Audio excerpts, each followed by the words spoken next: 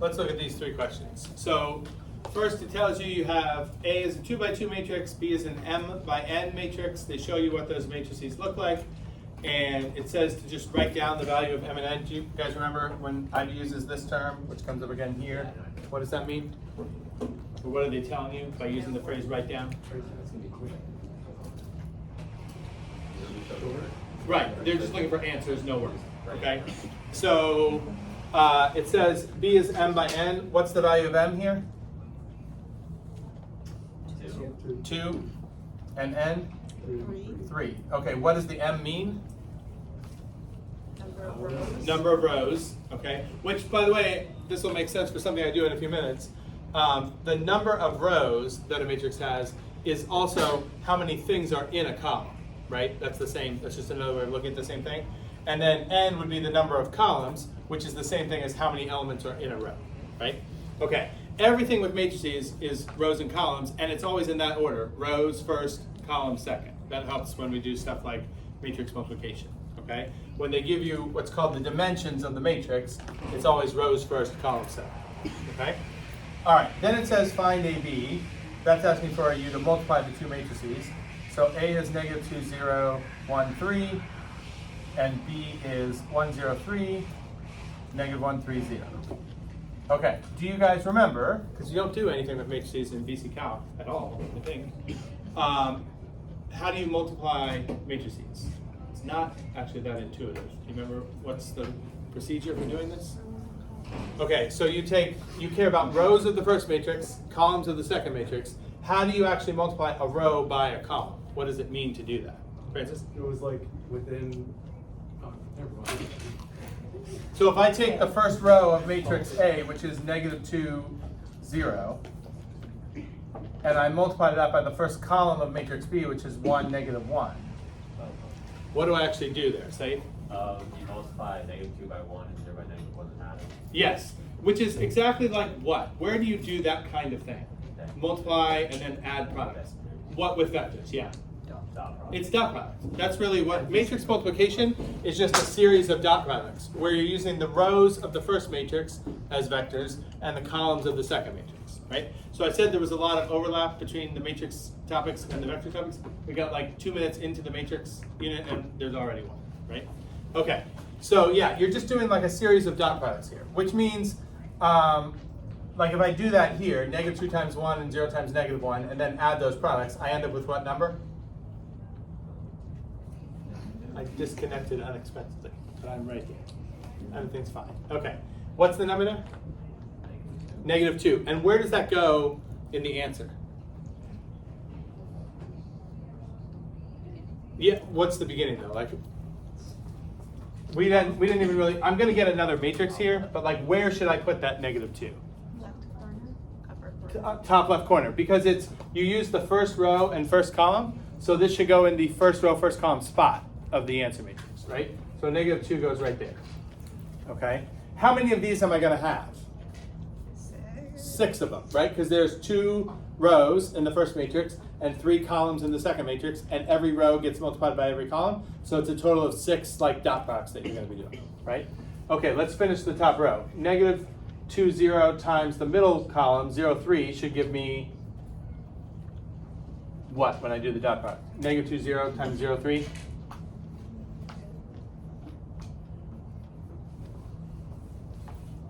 This row by this column. 0, because both products are 0, right? Okay. And then negative 2, 0 times 3, 0? Negative 6? Okay. Now I do the bottom row with each column. So 1, 3 times 1, negative 1? Negative 2. 1, 3 times 0, 3? 9. And 1, 3 times 3, 0? 3. Okay, there we go. So we end up with, we're multiplying a 2 by 2 by a 2 by 3, and we end up with another 2 by 3. Pretty good there? Okay. Then, last part of this question says C is going to be a P by 4 matrix.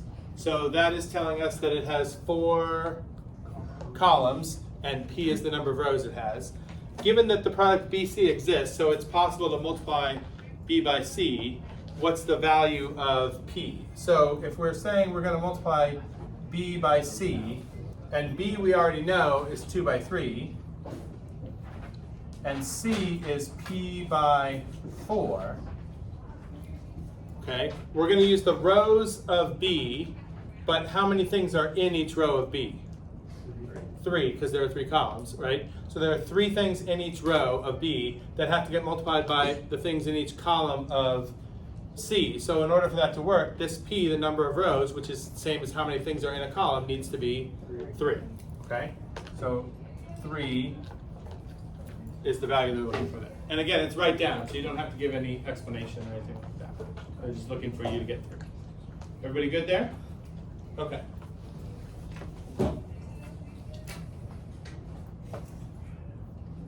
All right.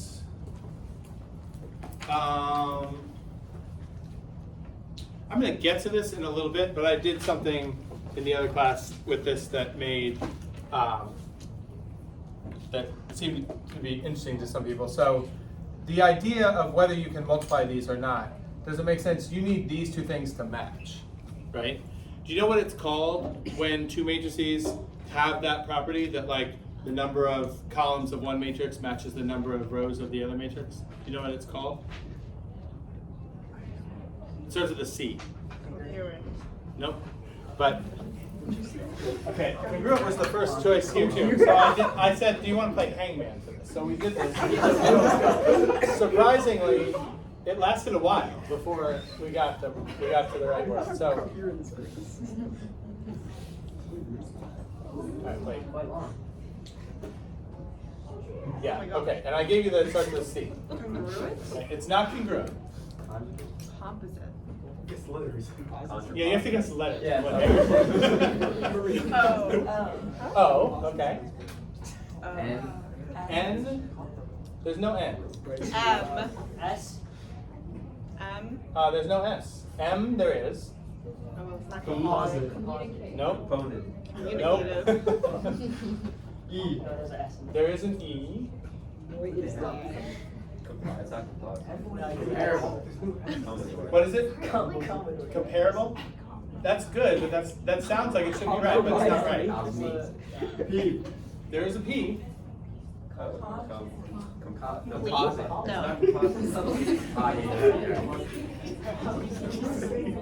Wait, we're Letters, trying to 4 guess letters? the word, not the letters. When you guess letters. I. What? Wait, how is this not composite? Peace. Again with the words. T. Compatible. Wait. I think I heard Maria that. Cook. Oh, compatible. There we go. Compatible and made up word. There we go. Good job. All right. So yeah, if two matrices have the property that number of columns in one matches the number of rows in the other, then that means the matrices are compatible, which means it is possible to multiply. Oh yeah. Okay? So that's going to come up actually in the notes in a little bit, but we'll get there in a second. Okay. Let's see.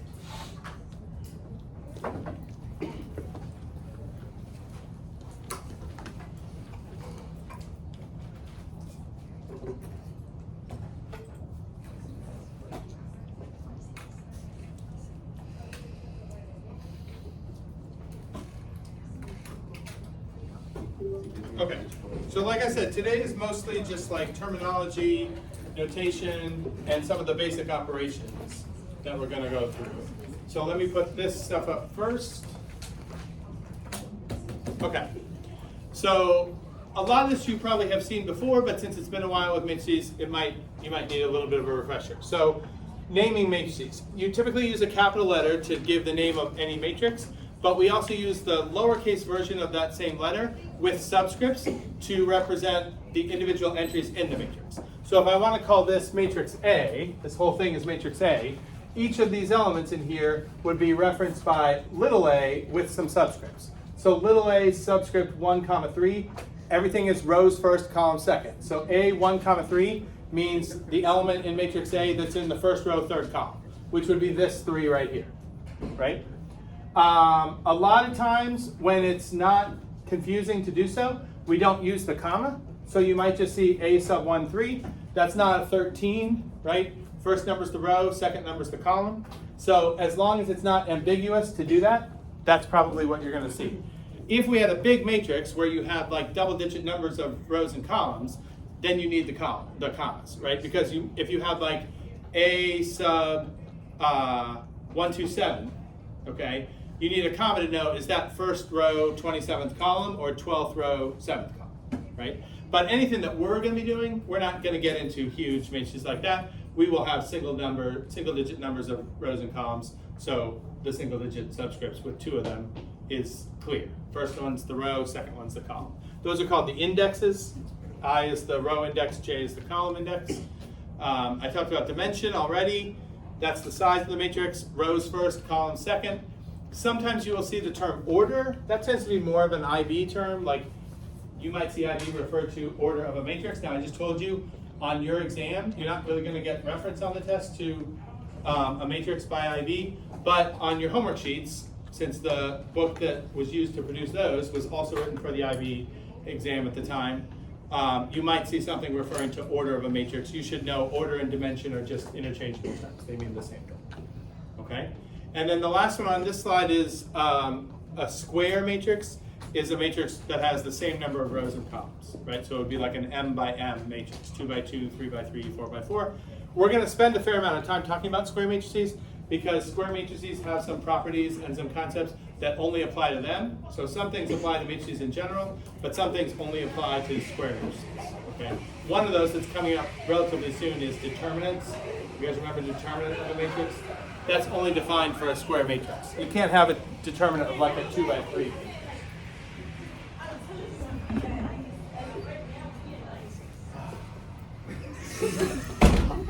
So peaceful out there. Okay. All right, any questions on any of these things? Okay, let's deal with basic operations.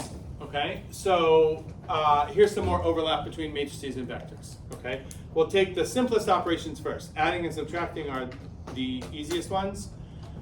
You can add or subtract any matrices that have the same size, right? So if they're the same dimension, so you can add a 2 by 2 to another 2 by 2, and you will get a third 2 by 2 matrix. But you cannot add a 2 by 2 to a 2 by 5, right? That doesn't make sense. They have to be the same size to be added or subtracted. And the reason for that is all you do when you're adding matrices is add entry by entry, right? So if I have 2, 3, 1, 4, and I want to add to that the matrix 1, -3, -1, 2, I'm going to add entry by entry and get another 2 by 2 matrix with what elements in it? What would be the top row of that matrix? 3, 0, and on the bottom? 0, 6. Okay, easy. Do you see that this is just like adding vectors? You add component by component. And same thing with vectors. You can't add a 2-dimensional vector to a 3-dimensional vector, but you can add 2 2-dimensional vectors and get another 2-dimensional, or 2 3-dimensionals and get another 3-dimensional. Same thing with matrices. Okay? Subtraction works the exact same way. If I take the same 2 matrices, but I subtract them, instead of getting 3, 0, 0, 6, I would get here with 2, 3, 1, 4 first and 1, -3, -1, 2 second. What's the resulting matrix? 1, 6. What's on the bottom? 2, 2. Yep. Okay. All right, and then the other really simple operation, which we also have in vectors, is scalar multiplication. You can take a matrix and multiply it by a scalar, by a real number, just like you can take a vector and multiply it by a scalar, right? So if I take -7 times the matrix 2, 3, 1, 4, what does that mean?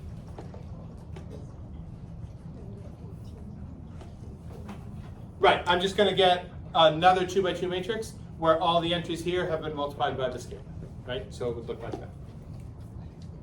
Okay? Everybody good with that?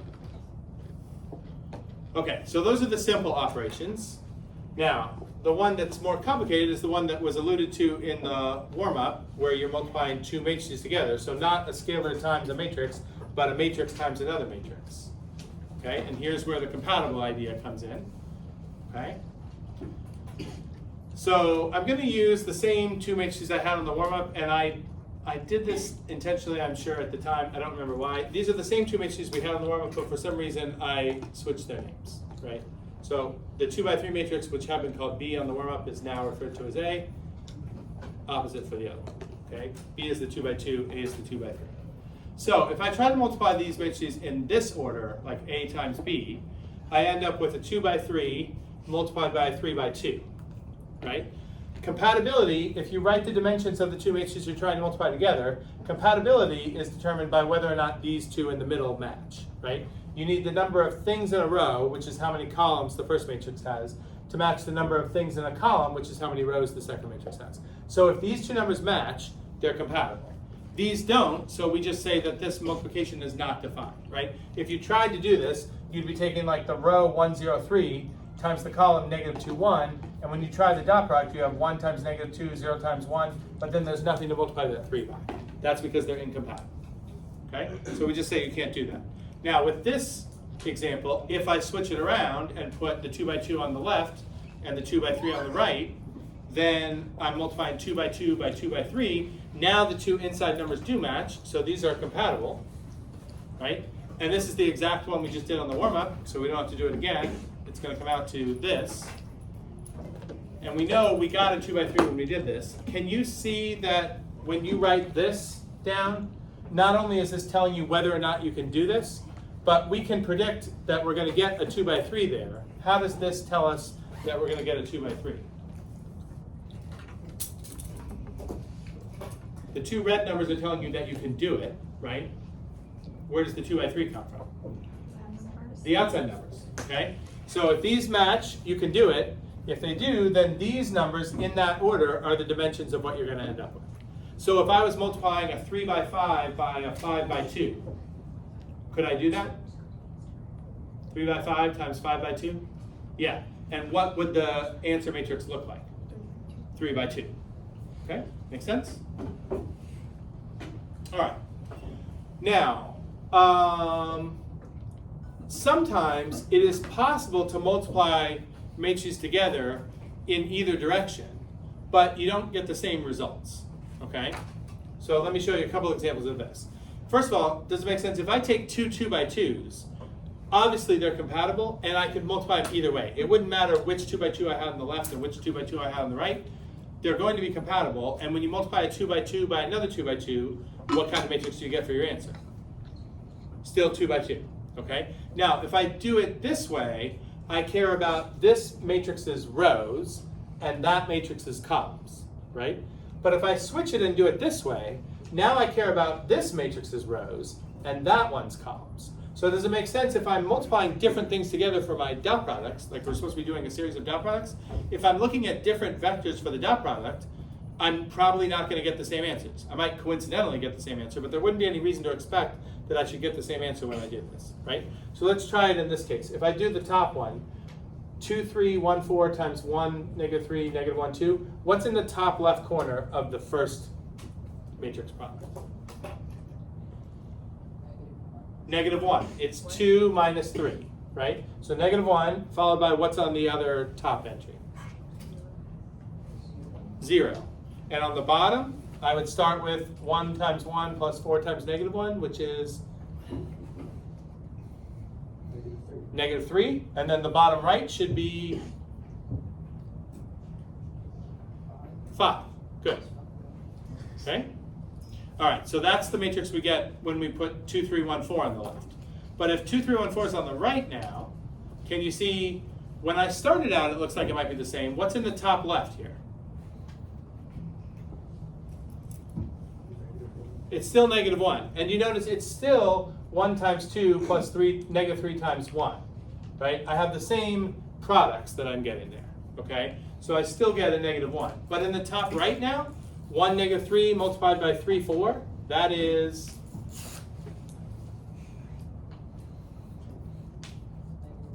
negative 9. Good, okay? So already, there's a negative 9 here instead of a 0. They're not going to be the same, right? What about on the bottom row? What's the first entry on the bottom row? 0. And the second one? 5. Okay? So some elements have happened to come out the same, but you don't get the same matrix both ways. okay? This suggests that what property you're used to being in place for real numbers doesn't still hold when we're talking about matrices. What do you call this? What is it? Commutative property, okay? Commutative property, if you have A and B as real numbers, A, B, and BA are the same thing, right? But if A and B are matrices, A times B is not necessarily the same as B times A. Sometimes A times B and B times A, you can't even do both of those things. But even when you can do them both, they are not guaranteed to give you the same answer, okay? So matrix multiplication is not commutative, all right? I'll give you one more sort of slightly more extreme example of this. What size are these two matrices? The one on the left, 1, 3, what's the dimensions of that? 1 by 2. And the one on the right, 4, 1, is a 2 by 1. Can you multiply 1 by 2 by 2 by 1? Yep. What do you get for the answer? What size? 1 by 1. It's just going to be a single number, right? Because this is like one single dot product. A row, one row times one column. You're going to get what for the answer there? What number? 7. Okay? Now, if I flip these around, are they still compatible? If I go like this, what size is 4, 1 again? 2 by 1. And 1, 3 is 1 by 2. So it's 2 by 1 times 1 by 2. Is that compatible? Yep. But what size is the answer going to be this time? 2 by 2. Because you see this time, you're doing rows of the first matrix, columns of the second. There are 2 rows and 2 columns, but each one only has one element in it. So every dot product is just a single product. But there are going to be 4 of those that make up the answer. What's the 2 by 2 arrangement there? What would the 2 by 2 look like? 4, 4, 12, 1, 3. Right. Okay? So just a couple examples to remind you that even if you can do the multiplication both ways, which is not guaranteed because you got to check compatibility every time you do this, but even if the compatibility works out both ways, you're not guaranteed that the results are going to come out the same. We got 2 2 by 2 matrices here, but they were not the same. Here we didn't even get 2 matrices that are the same size. We got a 1 by 1 versus a 2 by 2. Okay? So matrix multiplication in general, not commutative. All right? Okay. There's a couple of special matrices that I want you to just be aware of. One of these is significantly more relevant to what we're going to be doing than the other one, but I want you to be familiar with both these. So this one is not super important, but you might see it in passing a little bit. Something called either the zero matrix or the null matrix. It's basically just a matrix of zeros. It can be any size, but you're saying every entry in the matrix is 0, okay, every element. What's notable about that matrix is it's what's called the additive identity for any other matrix of the same size. So if you take any matrix of a certain size and add the null matrix to that matrix of the matching size, it's not going to change that matrix, right? Because you're just adding a bunch of zeros, okay? That doesn't actually come up that often, that we have that idea of adding a matrix to another matrix and trying to leave the matrix alone. But the multiplication version of this does come up a lot, okay? So there's another matrix that's called the identity matrix, capital I, with a subscript n, just a single subscript, because the identity matrix is going to always be a square matrix, and it works out as the multiplicative identity for any other matrix with the same dimension. So this is, let's take the 2 by 2 case. I2 would be the 2 by 2 matrix that if you multiplied it by any other 2 by 2 matrix and you did the matrix multiplication, and this is going to be an exception to the commutative property where I can take some random 2 by 2 matrix A, multiply by I2, and A times I2 would give me back A. But so would I2 times A. Putting A on the right or the left of the identity matrix will not change the original matrix when I multiply it.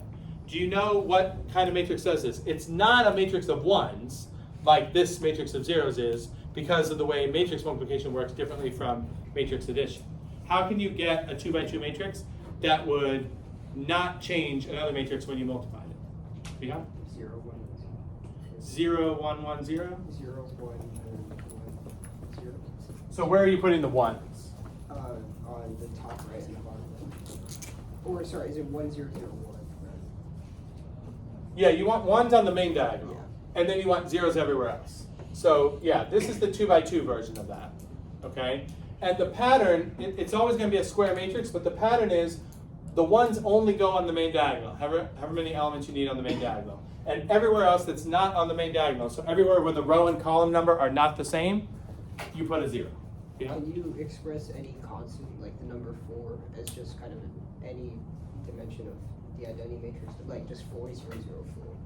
Yeah, we'll do a little bit of this in a couple of the lessons we're doing coming up. But yeah, if you can't add a constant to a matrix that's not a 1-by-1 matrix, but the sort of thing playing the role of a constant would be putting a number in front of the identity matrix of that size. So like 4 times I2 is sort of the 2-by-2 version of the number 4.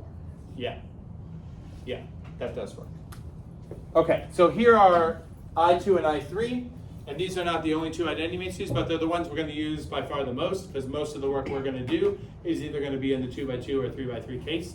But there's a version of the identity matrix for every square matrix. So 2-by-2, 3-by-3, 4-by-4, and so on. Okay?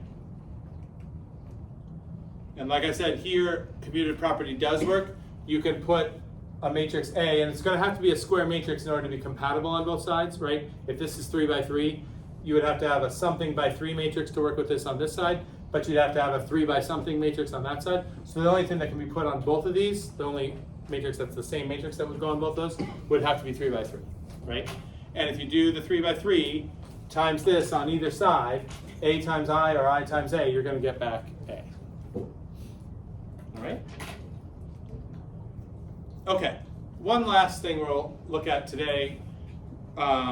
Since we said already the commutative property does not hold, okay, in general for matrix multiplication, I'm going to look at these 3 specific matrices and try to get a sense of whether 2 other properties that we often talk about in the same discussion as when commutative property comes up, whether or not those properties hold up. Do you know which properties I would be alluding to? What comes up in the same discussion a lot as commutative property? What else do we talk about when we mention that? Associative property, and then what's the third one? Distributive property, okay? So we know commutative property doesn't work. We want to investigate a little bit whether or not those other 2, associative property and distributive property, work or not. So associative property is about grouping. It's if we were trying to multiply three matrices together at once, you can't just multiply them all together at once. You have to do 2 of them and then multiply the third one by what you've got so far. So you could do that 2 different ways. You can multiply B and C together first and then multiply A by what you have, or you can multiply A and B together first and then multiply C by what you have. If the associative property works, this product should come out the same as that product. Okay, does that make sense? Now, you guys just came out of the proof unit. If I, with these 3 particular matrices, if I plug them in here and see that this works, would that prove that the associative property holds for matrix multiplication? No. It's just showing that one example works. It might suggest that it's likely to, right? Because on the other hand, if you use these 3 and this doesn't work, can you say conclusively the associative property does not hold? If I was making the claim associative property holds, and then we plug these 3 in, and I don't get this to match, what does that mean? Is that claim true or false? False. That's a counterexample, right? You only need one counterexample to show that something's false. But can you prove something with an example, or even 2, 3, 10, 100 examples? No. Okay? But we might get an idea that this is more likely if we take a random group of 3 matrices and get this to work.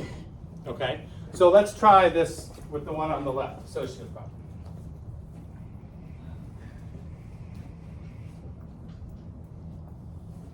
All right, so on the left side, I'm doing A times BC. So A is 2, 3, 1, 4. And then B is 1, -3, -1, 2. And C is 3, 1, 1, 5. Okay, so on the left, I'm going to leave A and do the BC product first. And we've already said when you multiply 2 2-by-2s, you get another 2-by-2. So let's do this together. If I multiply this matrix by this matrix, what's in the top left? 0. Top right? -14. Bottom left? -1. And bottom right? 9. Okay? All right, then we multiply these two together. Now be careful, if you're doing something like this, and we did this first, and then I'm multiplying by A, I can't put the A over here, right? Which sometimes you might accidentally do. Like you just work this out, and you're like, oh, now I need to multiply by 2, 3, 1, 4, and you're not thinking about matrix multiplication not being commutative, and you just write this second because you're considering it second. But it has to be on the left, otherwise I'm using the commutative property. I already know the commutative property doesn't work. So if I switch the order and then this thing doesn't match, and I use that to say associative property doesn't work, I don't know that that's why, because I use the commutative property, which we know doesn't work, right? So is it not matching just because you use the commutative property, or does the associative property also not work? Does that make sense? So we got to make sure this is on the left. Okay, so now one more 2 by 2 product. These guys, these rows times these columns, what goes here? -3. Here? -1. It's -28 plus 27. Down here? -4. And here? -14 and 36. 36 minus 14 would be 22. Okay, so we want to know, is that the same as what we would get if we did A and B first and then multiplied by C, right? So A and B first, let's write that right here. And then I'm going to have C, 3115, after A and B, right? So multiply these two together. What goes up here? -1, top right. 0, bottom left. -3, and the last one. What is it? 5. Okay, good. Okay, now, one more, we gotta compare, are we getting that, right? This row times this column gives us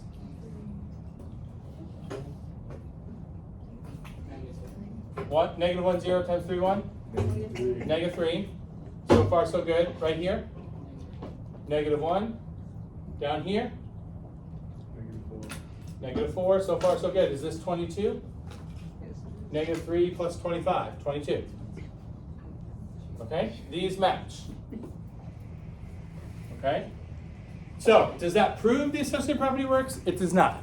Okay, gives an idea that it might. Okay, maybe you might be thinking I rigged the game and I like carefully chose these to find one that works.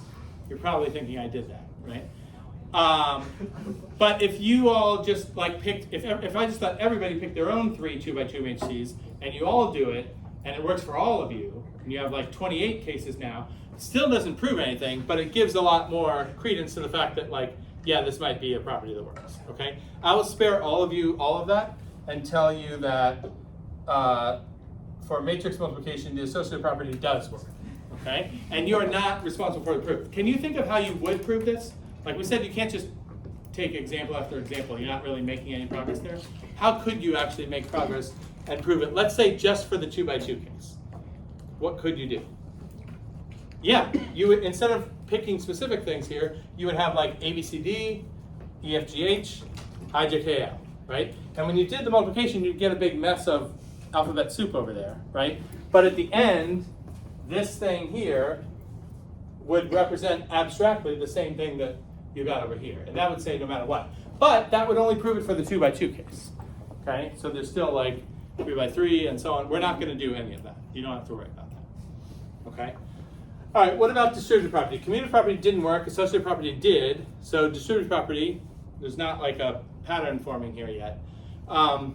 We can do this one pretty quickly. If I take A, this is saying if you add B and C together first and then multiply that by A, you should get the same thing as if you do AB plus AC. So these two products and add them together, okay? Now, remember, we can't switch the order anywhere. Notice A times B, I wrote it as AB. I'm not free to write that as BA, right? Because AB and BA are different things. But here, I would have A, which is 2, 3, 1, 4. And I can write down pretty much right now what B plus C is. If I add these together, I'm going to get 4, -2, 0, 7.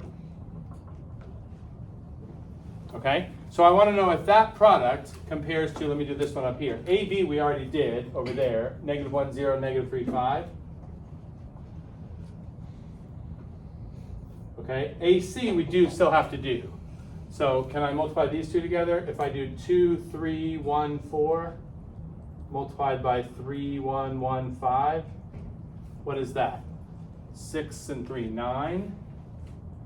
2 and 15 is 17. 3 and 4 is 7. And 1 and 20 is 21. Right? So what we want to know is, if I multiply these two together, do I get the same thing? Oh no, not multiply. Add. Sorry. I want to add those and see if it comes out to the same thing as when I multiply these. Okay? Well, if you look element by element, if I multiply these, what's the top left element? 8. And if I add the top left corners here, do I get 8? Yep. How about top row, second column? I get -4 plus 21 is 17. If I add these, I get 17. Right? Down here, 4 plus 0 is 4. 7 and -3 is 4. Look, so far so good. Is the last one going to ruin it? -2 plus 28 is 26. 5 and 21, 26. Okay? Does this prove anything? No, but it suggests that this might share what's going on with the associative property, and in fact it does. I'll again spare you the proof of that. You're not responsible for it.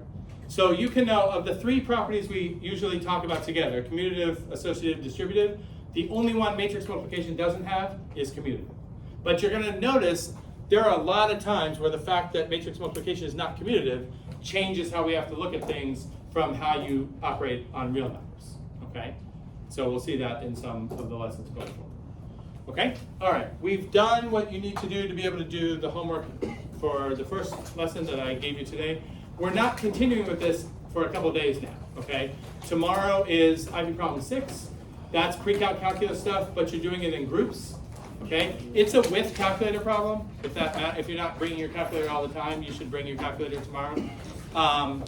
That's what we'll do tomorrow. Wednesday, I will give you your test folders, and you'll be able to do test corrections on either the proofs test or the complex numbers test, whichever you scored lower on.